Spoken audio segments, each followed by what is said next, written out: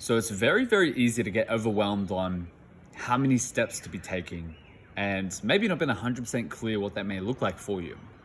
And what I've felt and what I experienced in my life is actually that sometimes it's easier and it's more beneficial to just focus on one step at a time and not get too ahead of ourselves. And I've had a tendency to really try to map out every step before just going, hey, well, actually right now we just need to focus on doing step one.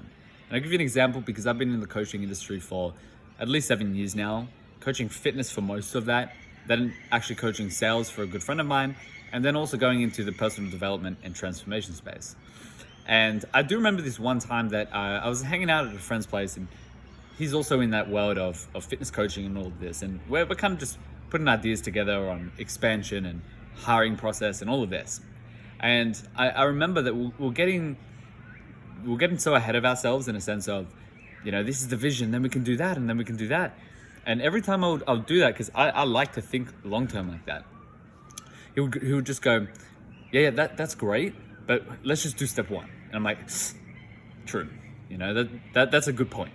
And I've seen time and time again in my life actually, where rather than trying to be perfect and let's say, here's the perfect business model and here's the perfect way to do things, and I'm not going to take any action unless it's perfect, actually has been detrimental to the process and detrimental to the one step at a time mindset of doing one step at a time and doing it very, very well. Because what I've found is that as you go one step at a time and you're 100% present with it, different opportunities start to show up. And actually, there were things that you wouldn't have been able to account for if you had just stuck to an exact plan. And this is not me saying don't have a plan, but I find it's important to step into both aspects of it.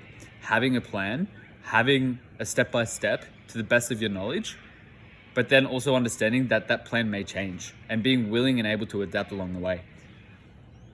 That is what I found has been a great strategy of not having paralysis analysis, being able to center and grind yourself, and being able to be present in the moment and giving 100% effort to be able to actually do things in a way that might be allowing you to step more into your unique ability of how you want to do things, right?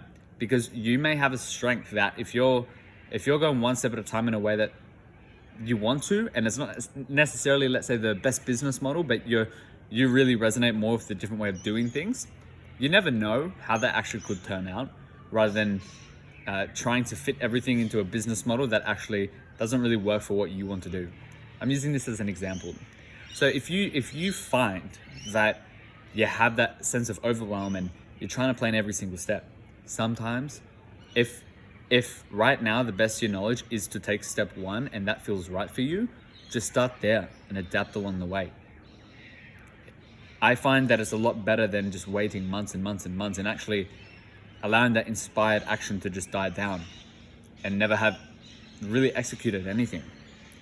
A lot of people who do well typically take inspired action when they feel that sense of inspiration and they adapt along the way.